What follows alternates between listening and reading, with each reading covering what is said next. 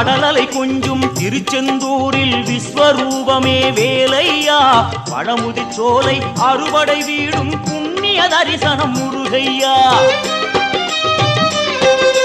திருநீர் அணிந்து வரும் போது நெஞ்சில் நிம்மதி பிறக்குது கந்தையா சுகனே சிவனார் மகனே உன்னை பாட பாட சுகமாகுதையா வேல் முருகா அரோகரா அரோகரா வேல்